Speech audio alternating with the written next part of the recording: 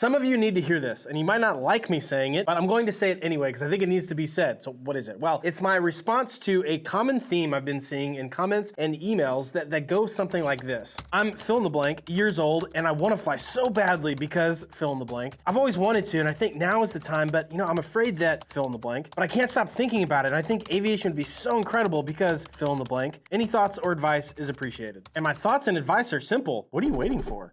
Now, I'm not saying throw caution to the wind and just screw it, just go for it, but I think when it comes to pursuing something we think we're absolutely gonna love, we make it so much harder on ourselves than we need to. And so for anyone that knows they want to dive in but they're hesitant about it, here are my thoughts and my advice. Tip number one is to change the size of the commitment to something a lot smaller. I think part of our indecision might be because we're trying to make way too big of a decision, like a life-altering decision, a career-altering decision. Try not to think of it like that. Just try to think of it as, okay, do I want to take a discovery flight? Do I want to take flight number one? And then do I want to sign up for ground school after that? And then maybe after that, do I want to complete my pilot's license? You can take it in these smaller stages because at every single step of that process, you always have an easy out. It's not as scary to commit to. It's not this life-altering decision. So make the commitment to where it's easy to say yes. Because furthermore, you might not even yet know if you like flying in a small airplane, so don't put the pressure on yourself to make some long-term decision. Make it a short-term decision and evaluate from there. Tip number two is to get practical about the obstacles you're facing. I think a lot of us think, well, yeah, that person can do this because they don't have my problem. I can't do this because fill in the blank. And that might be true, but it might only be true to a degree. Like personally, I have finance barriers, I have time barriers, I have logistical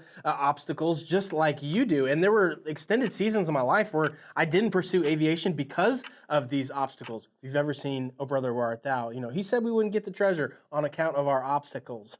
Sorry, can't help myself. Awesome movie. But for most barriers, they're solvable over the course of time. It might not take days, weeks, or months to solve them. It might even take years, but most of them are solvable. I'll give you a personal example. Several years ago, whenever I quit my job in corporate America to pursue full-time entrepreneurship, that was a decision that was years in the making. I was trying to grow my businesses to where they were the point that they could support me and my family, and that didn't happen overnight. It didn't take days, weeks, or months. It took years, and the sacrifice I had to make was waking up at like 4 a.m. every day to work on my businesses before I went to my day job, and then eventually it all worked out to where I could quit my job and do my own things full time. But no one really ever saw that effort because it was before anyone was even awake. And so I think a lot of people just compare the final result and they think, oh man, this person has this and I don't have that, or I can't do that because fill in the blank, but you don't really see all the effort that it took that person to get there. And I'm not saying I'm like the glowing, shining example of that. I'm just saying like a big problem that took a long time to come to fruition, I was able to do with batches of effort day in, day out. And so your situation can be something very similar. So in your situation, what's the obstacle? And then how do you break that into smaller components? Like if the obstacle is money, how do you start by living on a budget, then scaling back on your expenses, and then finding ways to supplement your income? Start with the assumption that this is solvable, and don't just cut off your thought process before it even begins, just assuming that your situation is impossible, because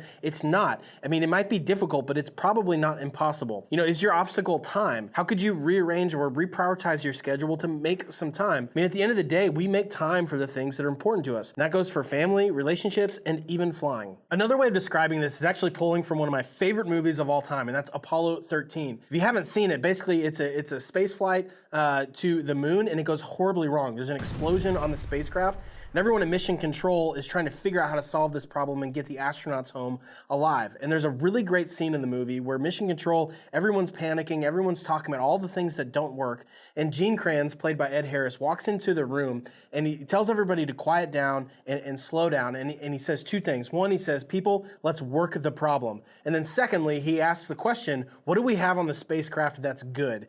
He tries to calm everyone down instead of just looking at it and saying, this doesn't work, and that doesn't work, and this is going wrong, and this doesn't work anymore. And he says, well, what do we have that's good? Let's use that as the asset. Maybe we can repurpose things, and let's accomplish this mission, because failure is not an option. And it's a really, really great scene. I think we can really apply that. There's a lot of parallels to our own life where we say, hey, just instead of staring at the problem and all the things that don't work, what do we have that does work? And how can I use that to still accomplish my mission? If you need a pep talk, absolutely go watch that video. Tip number 3 is to try to have a mental shift from, I want to do this, but I can't because of fill in the blank, to instead saying, saying, I'm going to do this, and while fill in the blank is a headwind I'm facing, it's within my power to change if I do fill in the blank. For the vast majority of situations, this will work, but in situations where it won't be possible to pursue aviation due to like a health condition that isn't curable or something, then you'll need to change the desired outcome to something that's within your reach. But overall, this mentality still applies, and it takes a scenario for something that we're just limited in by things outside of our control to instead taking control in the situation and realizing what do we need to do to accomplish our goal.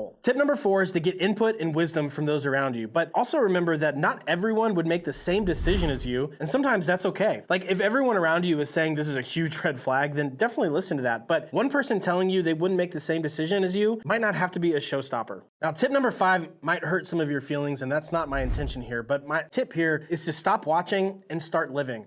I think YouTube can be a really, really tremendously helpful tool for doing research, understanding how to do something, and even being entertained. But I think one of the problems with our culture right now is that we get so stuck and addicted to watching other people live their life. And whereas it starts by being entertaining and kind of living vicariously through someone, over time, if we're not careful, it can actually become a very, very depressing thing to do, because you kind of get ingrained that you watch hours of YouTube, if you're not careful, every day, and you start comparing yourself to them and what you think their life is like, or you're basically just looking at the best 0.5% of their life. It's even less than that, and you're comparing it to your own, and it can be really depressing. And so I would just encourage you to even stop watching me at some point and actually go do the thing that you've been watching. Instead of just watching so much content about flying, like go actually take a discovery flight and start doing it for yourself, and stop watching people and start doing the thing you've been watching. Now, in case you're hearing me say, hey, just screw it, let's go for it. Forget your family, forget your finances, just be selfish because it's something you're interested in. That's not at all what I'm saying. But I'm trying to combat the problem that some of us have in just kind of chronic consideration and a lack of action. For those that know they want to do this, let's get off the fence and let's go for it. But it doesn't have to be a huge decision. It doesn't have to be a huge undertaking. It can be a really small decision to get you closer to pursuing aviation. And to give you some ideas of what that could be for you, I put together a separate video here on the screen that really challenges you of how to act, how to take that next step. And I give you some ideas for what that could be. So I'll see you in that video.